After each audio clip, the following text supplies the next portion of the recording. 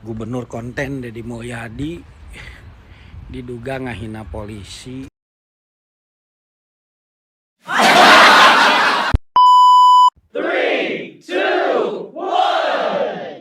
Mang, ternyata ada kebiasaan orang Indonesia yang tidak disukai oleh orang-orang bule, Mang. Kebiasaan apa yang orang bule tidak suka dari orang Indonesia? Jam karet, Mang. Janji mulur melulu. Baru jam karet. Ya emang mereka nggak suka, Mang, sama jam karet. Ada jam yang mungkin bule lebih tidak suka kalau mengalaminya. Jam apa? Jamret, Mang. Alah, jamret. Udah, langsung dimulai aja.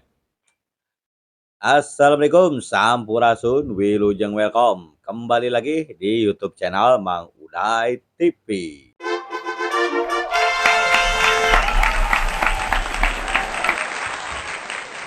Terima kasih.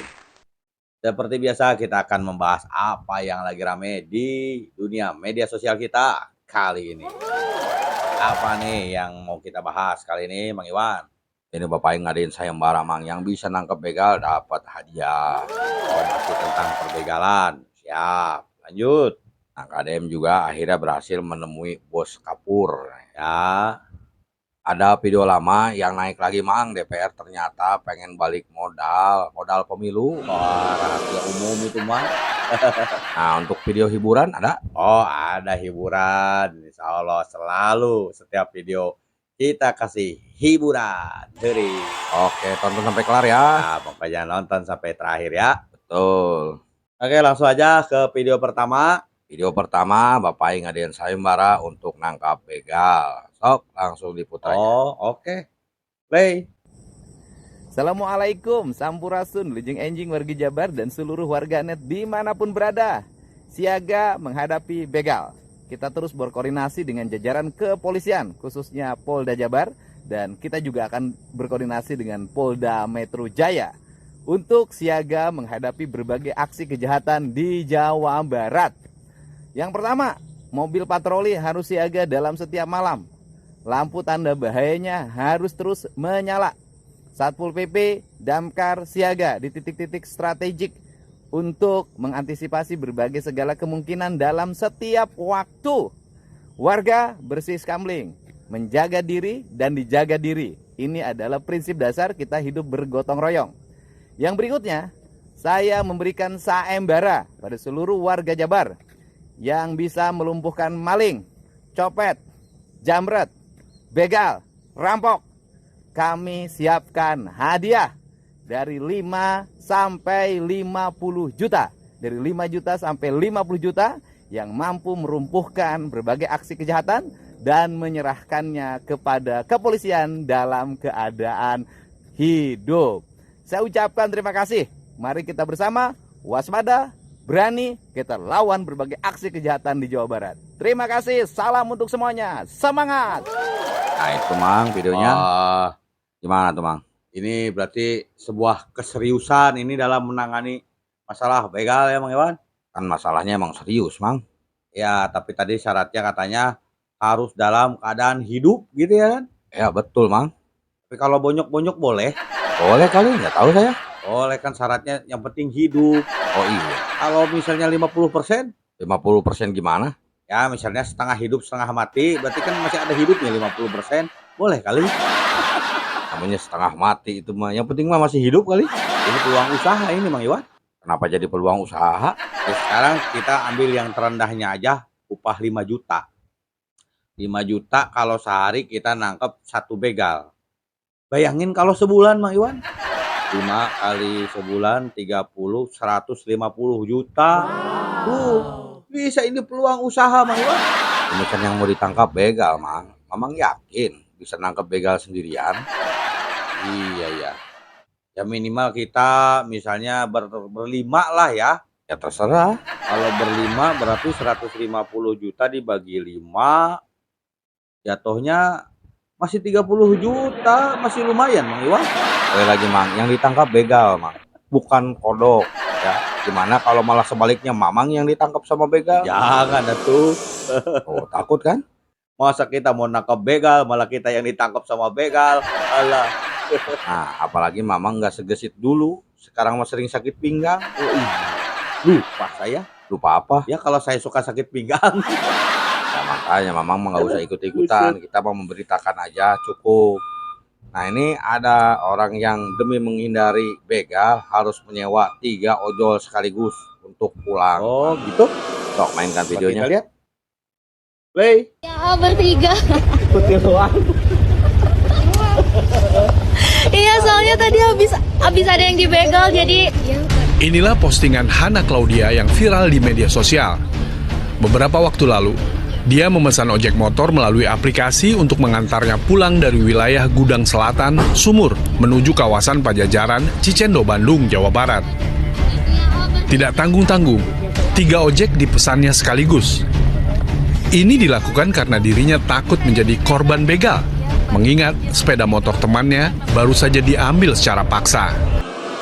Oh, Mang, videonya sampai nyewa 3 ojol. Aduh, sampai segitunya. Iya. Ya tuh kalau tiap hari harus sewa 3 motor terus mah atuh boros. Ya mungkin dirasa lebih baik, Mang, daripada jadi korban. Ini ada cara yang efektif kalau kata saya mah supaya aman dari begal. Gimana caranya yang efektif? Saya ada usul. Iya, sok gimana? Gimana kalau sewa ambulan aja selama 1 bulan? Kenapa jadi sewa ambulan? Ya, buat antar jemput. Kayaknya aman kalau ambulan mah. Ya aman sih aman, tapi aneh aja Mang kalau tiap hari naik ambulan. Ada yang lebih aman kalau mau. Apa yang lebih aman? Sewa itu mobil pemadam. Alah, makin gak beres aja usulnya. Kalau ada begal langsung semprot pakai water cannon. Ya biar pada mental, Mang. Ya aja wae kelakuan. Aduh ampun. Mamang yang aya-aya wae. Udah, sekarang mah kita dengarkan apa kata si pentol. Oh, si pentol, pengacara tol-tol. Iya bener, pengacara tol-tol. Kenapa lagi dia? Dia bicara soal sayembara begal dari Bapak Aing. Coba kita mainkan videonya. Coba play. Gubernur konten Deddy Mulyadi diduga ngahina polisi, menganggap polisi tidak mampu melaksanakan tugasnya sehingga untuk menangani begal, sehingga dia bikin sayembara masyarakat akan dikasih hadiah apabila menangkap begal. Nah itu dia Mang, apa yang dikatakan kali ini. So, gimana? Ya catatan saya yang pertama, itu kamera isinya muka dia semua. Penuh layar. Tidak bisakah Anda lebih mundur begitu? Agar kamera isinya tidak muka Anda semua. Ampun, mending kasep. Mungkin tangannya terlalu pendek Mang, makanya kameranya dekat. Nah yang kedua, pernyataannya yang pertama keluar adalah diduga. Siapa yang menduga? Dia doang. Iya benar, cuma dia doang yang ngomong begitu. Bos, yang iya aja pertamanya kata-katanya diduga. Padahal yang menduga dia doang. Aneh mah. Ini pede. Ampun, Ega. Justru yang dilakukan Bapak Aing ini adalah sinergi antara warga dengan kepolisian, bukan untuk menghinakan polisi atuh. Aing sih lagi ini salahnya. Kenapa salah Bapak Aing? Ya harusnya sayembaranya ditambah, Mang Iwan. Ditambah apa, Mang? Barang siapa yang bisa memoles jidat si pentol pakai semir kiwi dapat hadiah. Oh, 1 juta. Mahalan 1 juta mah 50.000. Orang murahan mah harus murah harganya. Oh iya, tapi gak kemurahan segitu. Ah itu juga udah cukup mahal buat saya mah 50.000. Masih kemahalan. Lagian kenapa pakai kiwi bukan pakai amplas? Biar lebih mengkilap Bang Iwan. Kita lihat di situ semboyan dari semir kiwi agar lebih mengkilap. Ya, iya mengkilap, tapi mengkilapnya hitam. Aduh biarin aja lah. Udah kayak pengantin Jawa mah. Jidatnya hitam, mukanya putih. Udah. Main lagi, gak bermutu dia mah. Sembarangan Mamang bilang gak bermutu, pengacara itu. Iya, pengacara pengangguran gak punya acara dia mah. Ayo weh, ngoceh gak jelas. Lanjut aja yang lain. Nah, akhirnya Bapak Aing ketemu sama Bos Kapur, Mang. bos pabrik kapur. Nah, ini yang belum kita temukan, beritanya baru kali ini ditemukan. Sok langsung mainkan. Ya, coba ya. Play. Akhirnya, KDM berhasil bertemu dengan bos pabrik kapur. Jelaskan maksud kedatangannya bukan sekedar untuk menegur, melainkan mencari solusi agar industri tetap berjalan tanpa mengorbankan buruh dan lingkungan. Saat berdialog, Kang Deddy Mulyadi mempertanyakan sistem pengupahan pekerja sekaligus meminta komitmen nyata perusahaan untuk mengatasi polusi debu yang dikeluhkan warga. Pihak perusahaan menyatakan siap berbenah dan menerima berbagai masukan. Gila sih, gubernur satu ini beda banget. Biasanya pejabat datang ke perusahaan karena kepentingan pribadi. Kalau KDM justru datang memperjuangkan aspirasi. Keren nggak menurutmu? Ya, kabar. Ya, Pak. Makasih Bapak pemiliknya, Iya, salah satunya, Pak. karyawannya kok gajinya mingguan, 2 mingguan, Pak. 2 mingguan. Ya, di atas UMR semua, Bapak bisa lihat data. Gimana? Bisa lihat datanya, ada datanya. Ada datanya, nanti saya lihat. Oh, boleh, Pak, boleh. 2 mingguan. Per 2 mingguan. Tapi karyawan tetap. Tetap. Ada juga yang outsourcing. Ya, yang karya tetap bukan? Tetap, Pak. Tetap. Ini tetap semua, ini tetap. Tapi gajinya 2 mingguan. 2 mingguan, Pak. Berarti bukan tetap. Tetap, Pak. Tetap apa? Kan ngitung pembayarannya per hari masuk. Berarti bukan tetap. Oh, bukan, Pak. Maksudnya per hari masuk, diakumulasi, Iya. dikeluarkan per 2 minggu. Jadi Kenapa? sebulan 2 kali.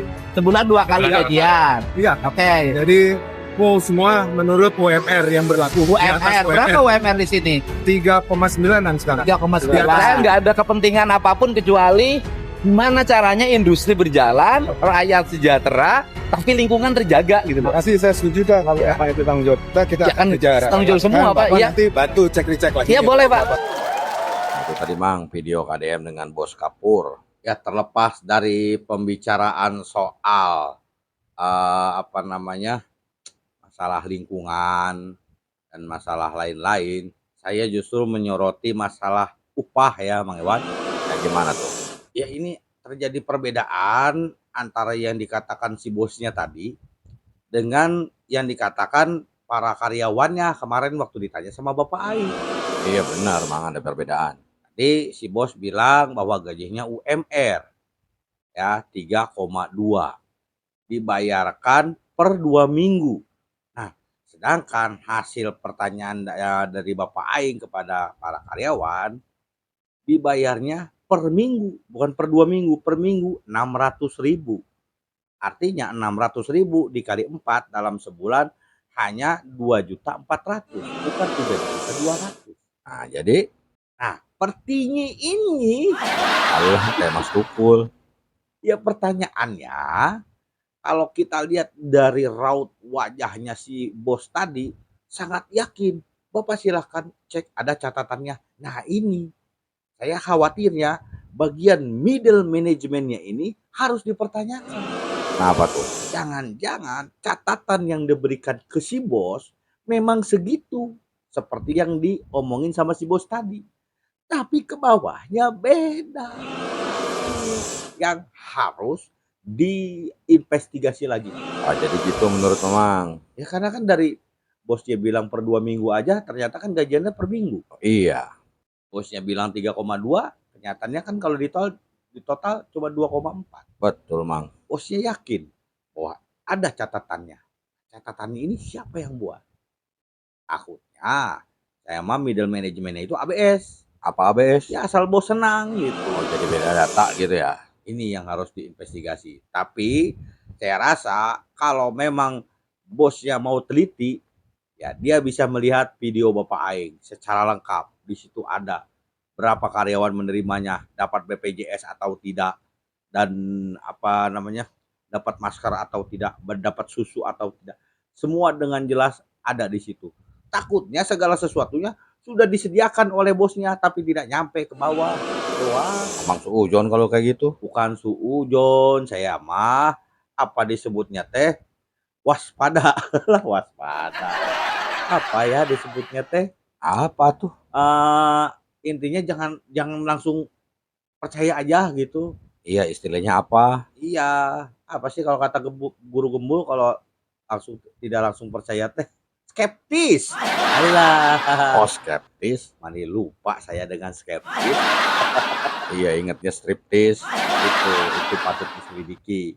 Bukan bermaksud untuk menyudutkan middle management, tapi saya rasa memang itu patut diselidiki. Nah, itu menang bosnya kalau kayak gitu. Oke, berikutnya Nah, ini ada video lama yang kembali naik lagi, Mang. apa tuh? Ternyata anggota dewan pengennya mau balik modal, Mang. Modal pemilu. Saya bilang tadi rahasia umum. Kau mainkan? Baik ya. Play. Pemilu mau diubah jadi 10 tahun sekali alasannya, biar DPR bisa balik modal. Pernyataan kontroversial muncul di RDPU Balek DPR RI. Anggota DPR dari fraksi Nasdem, Muslim Ayub, mengusulkan pemilu digelar setiap 10 tahun. Alasannya cukup blak-blakan, biaya politik mahal. Menurutnya, seorang caleg bisa menghabiskan minimal 20 miliar rupiah untuk maju ke Senayan, dan masa jabatan 5 tahun dianggap tak cukup untuk mengembalikan modal. Pernyataan ini membuka satu fakta pahit, demokrasi kita memang mahal.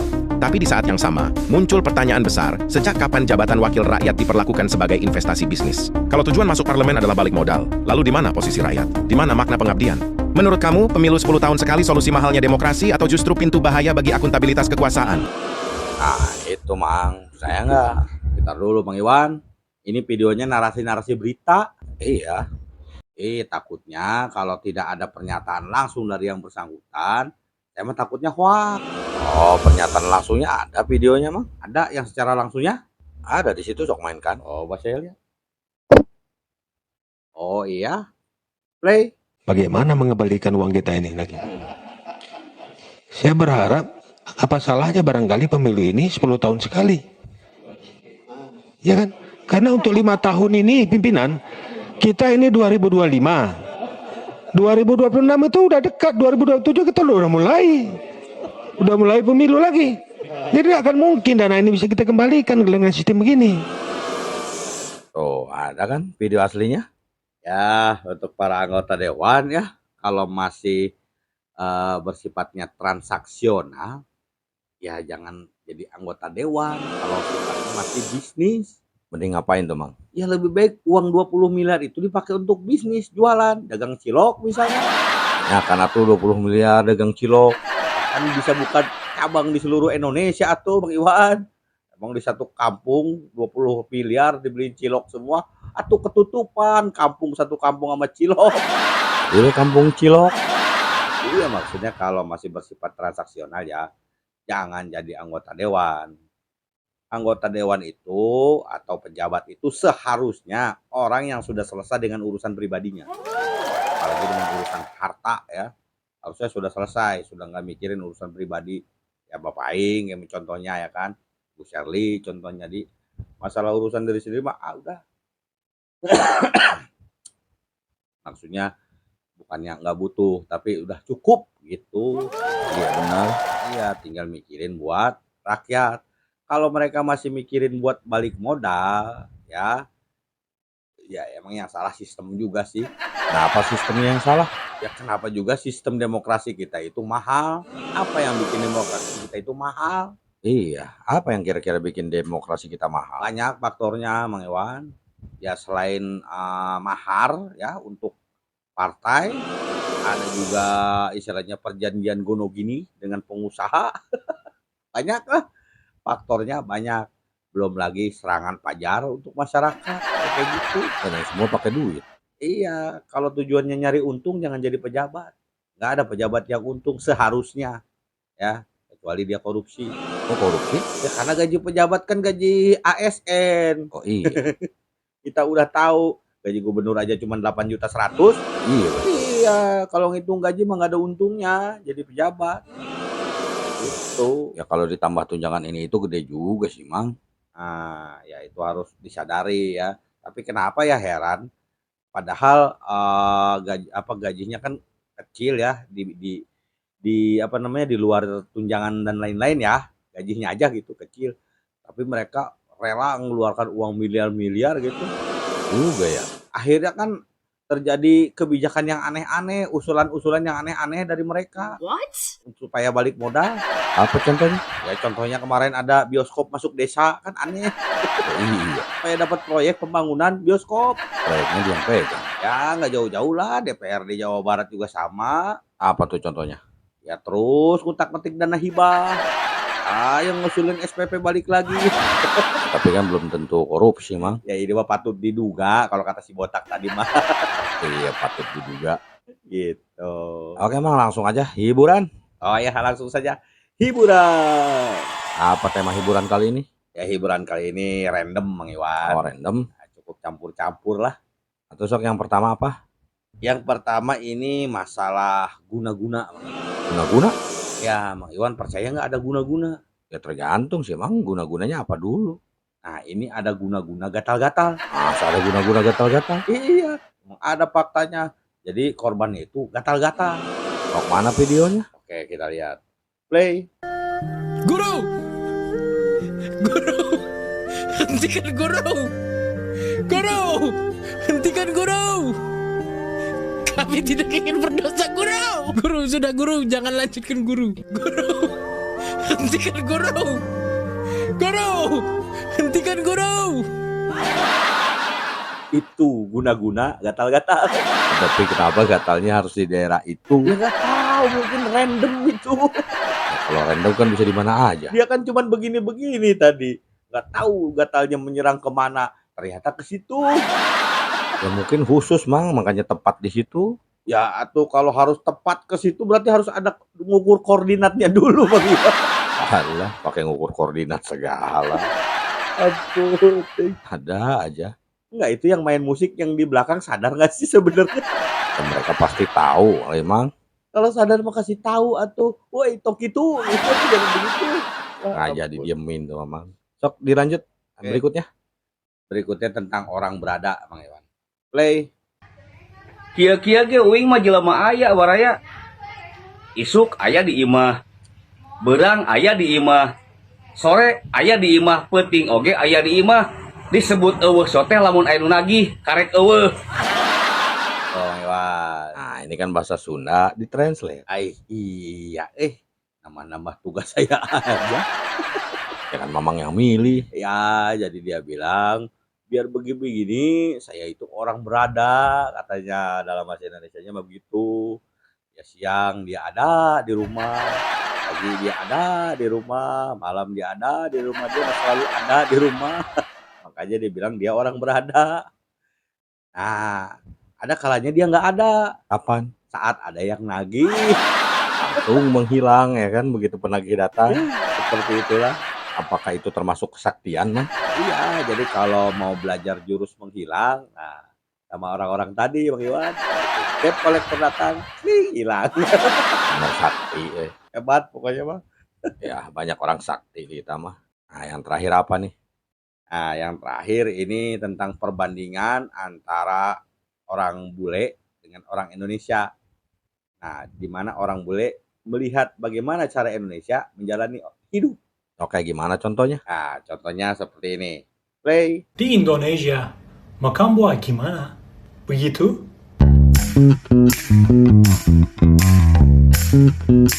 Tidak. Begini.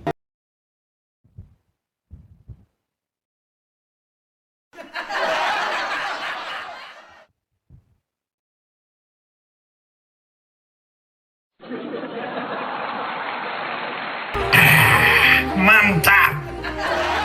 Mantap. Itu Bang Iwan. Oh gitu.